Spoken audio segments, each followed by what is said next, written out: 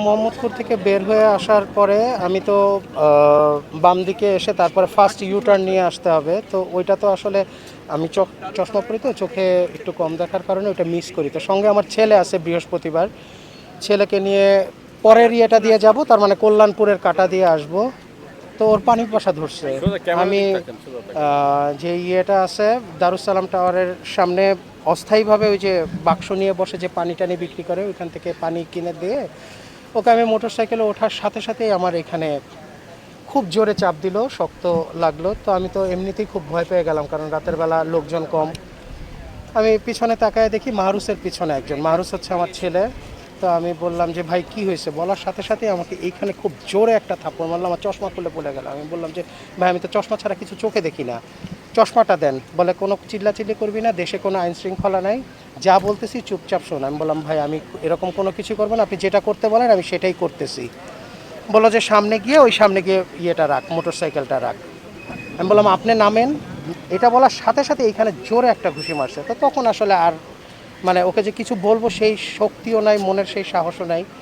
তো ওইখানে একটা মসজিদ আছে দারুসালাম টাওয়ারের পাশেই, সেখানে মসজিদের এখানে মোটর সাইকেলটা রেখে ওরা 5-6 জন ছিল।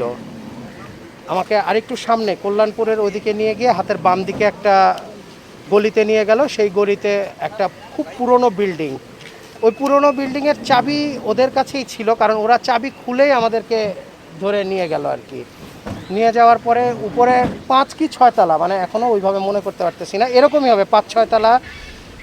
ওইখানেও 2টা চাবি দিয়ে গেট খুলে ভিতরে ঢুকে তারপরে ওনারা একটা রুমে থেকে ভিতরের আরেকটা রুমে প্রবেশ করে আমার মোবাইল, মানি ব্যাগ এগুলো চাইলো। মোটর সাইকেলের চাবিটা তখনও আমার হাতে ছিল, সেগুলো নিয়ে গিয়ে বলতেছে যে মোটর সাইকেল মোবাইলের লক খুলে দে।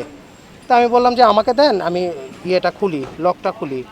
এটা বলার সাথে সাথে ওনার বয়সী একজন ছেলে এসে লাঠি এতটুকু দিয়ে প্রচণ্ড মার। এগুলি আমি দেখাতে পারবো, মারের দাগগুলি এখনও পর্যন্ত ভালোভাবে শুকায় নাই। তাই আমি বললাম ভাই মারতেছেন কিসের জন্য, আপনাদের যেটার জন্য ইয়ে করছেন আমার কাছে সেই কোনো কিছুই নাই, মানি ব্যাগ নিয়ে দেখেন।